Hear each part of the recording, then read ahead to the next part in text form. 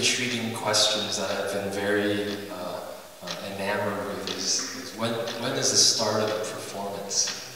Is it when you hear the first chord being played? Is it when, you know, our perception is from the audience, you know, is given up to the front, or is it when the performer or the composer, or, you know, who decides, who's the regulator, who's the, you know, the person or parties involved that decide when the performance begins? And that's one of the really kind of things that I've been very fascinated with.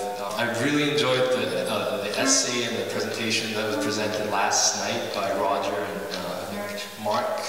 It was just really excellent. And the question about how there's, well, they touched on so many things, but they talked about the use of text, I think, in performance and how that, you know, brings ideas. And I've not been a very big, I guess, user of text. I think since English is my second language, I don't identify as readily with text as maybe some of you guys who are so much more eloquent. But in any case, I think I just really enjoyed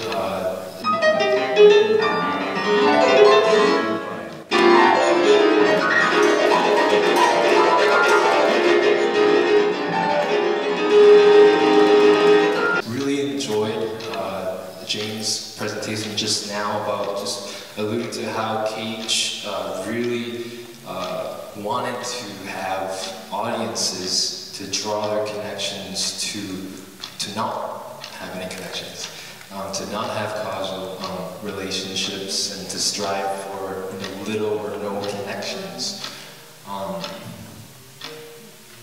The Norton lectures was, I totally missed, you know, Cage's Norton lecture because I wasn't born yet. But I did catch the most recent Norton lectures, which was done by William Kentridge. And 6, 7, 8, 9. And he actually was the total opposite as I think what Cage was striving for, whereas he tried to connect everything to everything. You know, everything to everything, and he would just give example after example after example of how things are just intertwined and connected, and how, you know, everything in our world and universe and physics, and he's even politics as well. He's South African. And just the capacity of breadth of the palette that he had was just really amazing.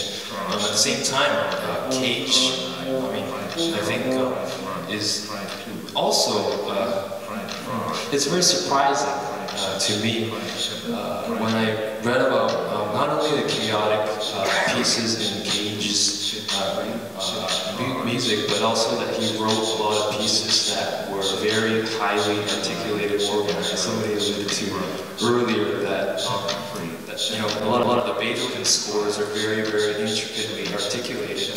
The Freeman etudes are, you know, just, you know, insanely detailed and just almost impossible to play. As an improviser, although Cage never spoke much of improvising, or maybe he didn't think much of it, I'm not sure which is true, but I think there's a lot of principles that I was able to draw from Cage, and I just really respect him so much. And I think, yeah, the way he kind of looks at music as being organized sound,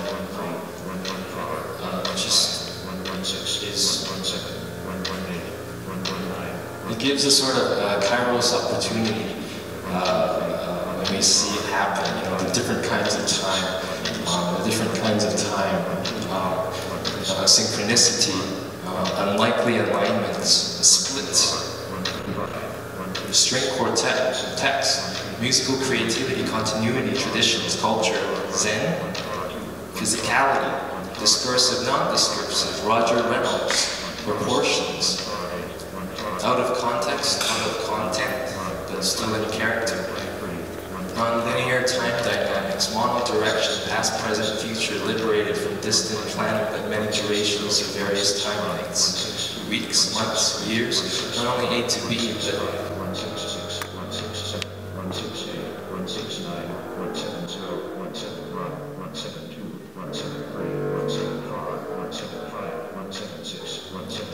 I recently released an album called Y433, and it kind of uses 433 as a time bracket, as a measuring tool, using a lower source to measure free improvisation. In order to have lots of freedom, optimal freedom, ultimate freedom is to have some sort of ultimate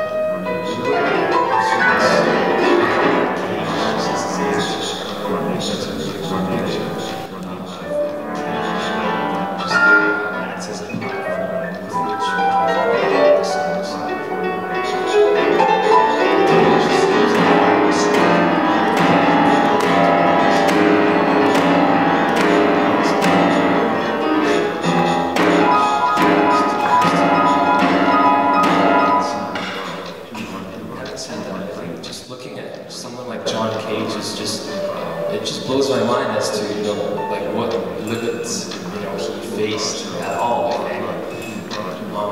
And I wondered, yeah, if the only limitation, quote unquote, would be time itself, you know, because